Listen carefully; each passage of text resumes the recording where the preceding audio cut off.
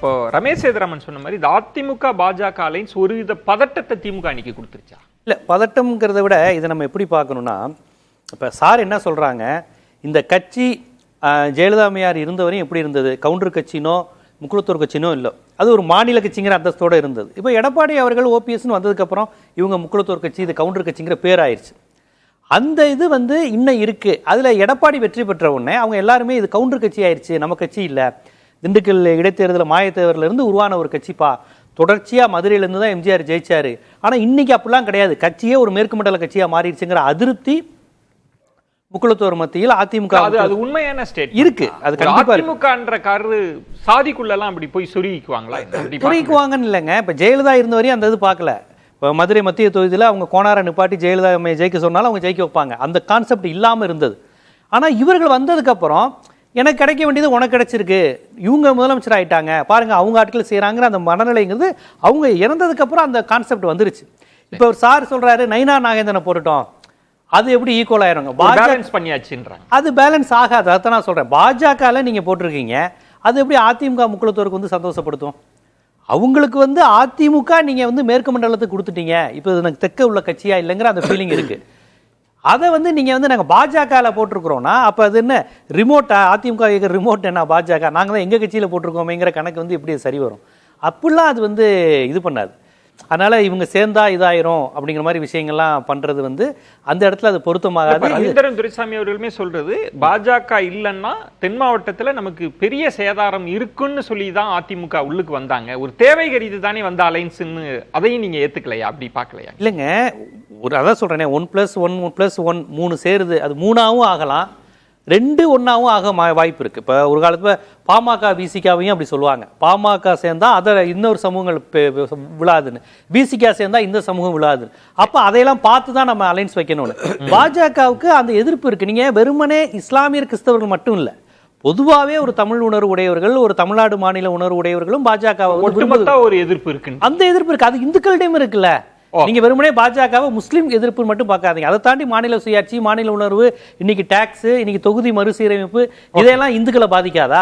அவங்களும் அதை இதாக தானே பார்ப்பாங்க. பிரியன், உங்கள் பார்வையில் திமுகவுக்கு அது சவால், இப்போ ரமேஷ் சேதுராமன் அவர்கள் சொன்ன மாதிரி ஒரு சவால், ஒரு பதட்டம் அப்படின்றத புரிஞ்சு. ஏன்னா இப்போ அமமுகவும் திரும்ப உள்ளுக்கு வந்திருக்கிறாங்கல்ல, அவங்க கிட்டத்தட்ட கடந்த முறை ஒரு 20 தொகுதி அப்படின்றாங்க, டெல்டாலாம் சேர்த்துன்னு சொல்றப்ப ஒரு வகையில் பார்க்கிறப்ப அமமுகவும் உள்ளுக்கு வந்திருக்கு அப்படின்றப்ப சவால் இருக்காதா? நான் ஏற்கனவே சொன்ன மாதிரி அதிமுக, பாஜக, பாமக, தேமுதிக, தினகரன், ஓபிஎஸ்லாம் ஒரு நல்ல கூட்டணி. அது திமுக டஃப் கொடுக்கறதுக்கான வாய்ப்புகள் இருக்குது, நான் இல்லைன்னு மறுக்கலை.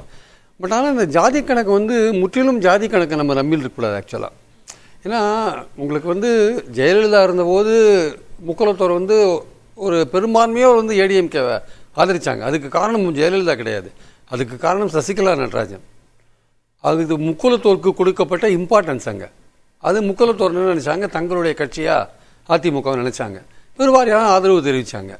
அவர்கள் போன பிறகு அவங்களுக்கான இம்பார்ட்டன்ஸ் குறைஞ்சி போனது மட்டும் இல்லாமல் அவர்கள் தலைவராக கருதப்பட்ட ஓபிஎஸ்ஸையும் தினகரனையும் சசிகலாவையும் முதுகில் குத்தினார் எடப்பாடி. இப்போ அவங்க கடும் கோபத்தில் தான் இருக்காங்க, அந்த கோபம் இன்னும் ஆறலை அவங்களுக்கு ஆக்சுவலாக. அப்போது அதிமுக பாஜக கூட்டணி எங்கள் போட்டி போடும்போது தினகரனோ ஓபிஎஸோ அவங்க ஆட்கள் போடுற இடத்துல முக்குளத்தோர் அவங்களுக்கு ஓட்டு போடுவாங்க. ஏடிஎம்கே கேண்டிடேட் இருக்கிற இடத்துல ஏடிஎம்கே ஆட்களுக்கு இவன் எடப்பாடி ஆளுன்னு ஓட்டு போடுவாங்களா? அங்கே ஒரு பிரச்சனை இருக்குது, ஓட்டு போடுவாங்களா? இன்னொன்று, சப்போஸ் ஏடிஎம்கே பாஜகவில் சேர்ந்ததுனால பாஜக பிடிக்காதவங்கள்லாம் எப்படி ஏடிஎம்கேக்கு ஓட்டு போடுவாங்க, பாஜக பிடிக்க அந்த ஒரு ஓட் பேங்க் இருக்குல்ல, அது விலகி போயிடும். அதிமுக அங்கே சேர்ந்தது ஒரு லயாபிலிட்டி அப்படின்னு ஒரு பேச்சு இருக்கு இல்லையா, அது நான் இல்லைன்னு மறுக்கல. ஆனால் அதே சமயம் திமுகவுக்கு எதிராக ஒரு ஆன்டி இன்குபன்சி இருக்குல்ல, அந்த இன்குபன்சியில் இந்த கூட்டணி திமுகவை தோக்கடிக்கும்னு நினைச்சிட்டாங்க வச்சுக்கோங்க, அது இங்கே சேர்ந்துடும் ஆக்சுவலாக. அது ஒரு அட்வான்டேஜ். இது போனால் அது வரும், இது போனா அது வரதுக்கா? இது பாஜக லயபிலிட்டி, அங்க போய் அதிமுக சேர்ந்தது அதுக்கு ஒரு டிஸ்அட்வான்டேஜ், சில ஓட்டுகள் அது இழக்கும் நீங்க சொல்றீங்கல்ல. அப்படி இருக்கும்போது இல்ல இந்த கூட்டணி ஜெயிக்கும், திமுகவுக்கு எதிராக ஒரு கூட்டணி, அதை திமுகவை தோற்கடிக்கணும்னு நினைக்கிறவங்களுக்கு ஒரு வாய்ப்பா இருக்கும் இந்த கூட்டணி.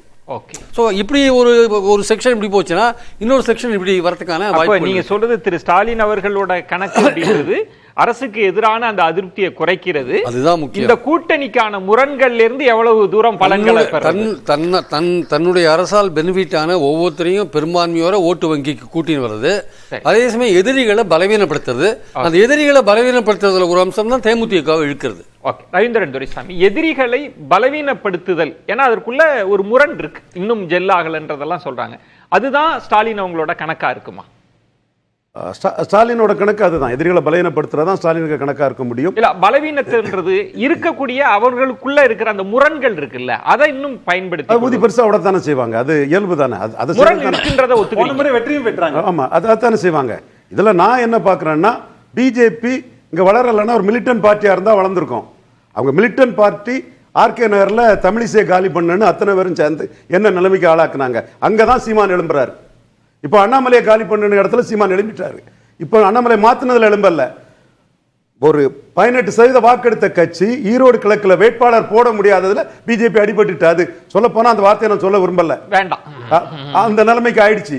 நீங்க விக்ரவாண்டில கேண்டிடேட் போட்டிட்டீங்க, டாக்டர் ஐயா 29% எடுத்தாங்க, உங்க வாசனால நிக்க முடியல, நீங்களாவது நின்றுக்கணும். அப்போ அண்ணாமலைக்கு எதிராக உள்ள உள்கட்சி அரசியல்ல சீமான் அங்க ஹீரோ ஆயிட்டாரு. இப்ப நீங்க சொல்வது சீமான் இன்னத்துல ஹீரோவாக இல்ல, சசிகலாவை கொல்ல சதிங்கிறதுல தினகரன் ஓட்டையும் சீமான் தட்டி தூக்கிட்டாரு. இப்ப நீங்க சொல்றது ரவீந்திரன் துரைசாமி, இப்ப நீங்க சொல்றது கூட்டணிக்குள்ள மட்டும் முரண் இல்ல, பாஜகக்குள்ளேயும் பாஜக உள்ள முரணாலதான் இந்துத்துவ சக்தி வந்து ஜெயலலிதா இறந்ததும் எமர்ஜ் ஆக முடியல. தமிழ் தேசியத்துக்கிட்ட கோட்டை விட்டுட்டாங்க.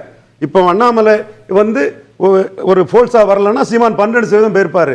அண்ணாமலை நீக்கப்பட்டது சொல்ல வரல, நயனாரை போட்டது கரெக்ட் தான். ராம்நாட்டில் 30% எடுத்திருக்காரு, திருநெல்வேலி 30% எடுத்திருக்காரு, இருந்த தலைவர்கள் தகுதி தான். ஈரோடு கிழக்குல நிக்காததுல பிஜேபி வந்து அந்த இடத்துக்குள்ள கோட்டை விட்டுட்டாங்க, சீமான் கையில கொடுத்துட்டாங்க. பெரியார் எதிர்ப்புல சீமான் லீடர் ஆகிறாரு, எடப்பாடிக்கு போட்டியான ஒரு லீடரா வராரு.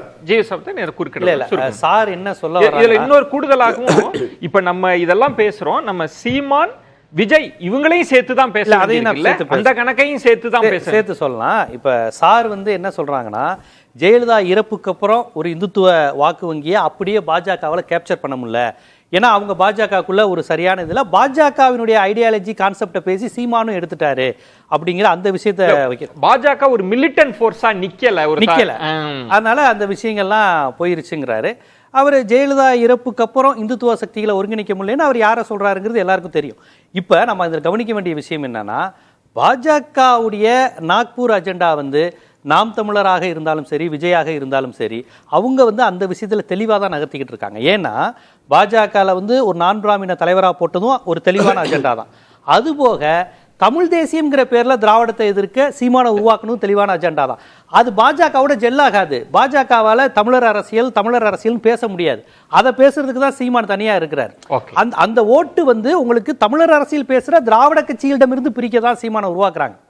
புரியுதுங்களா? சோ அது தனித்தனியான டிபார்ட்மெண்ட். பாஜகவால எப்படி சீமான் பேசுற மாதிரி தமிழர் அரசியல் பேச முடியும், ஈழ விடுதலை தமிழ் ஈழம்னு எப்படி பேச முடியும்? அடிப்படையில் கொள்கைக்கே எதிரானது. அடிப்படையிலே ஒரு முரண் இருக்கு. ஆமா, ஆனால் அந்த தமிழர் அரசியலை, திராவிட இயக்கத்தின் அடிநாத கொள்கையான தமிழர் அரசியலை பேச வச்சுட்டு திராவிட இயக்கத்துக்கு எதிராக நீ பேசுங்கிறது தான் நாக்பூரோடைய டாக்டிக்ஸான அரசியல்.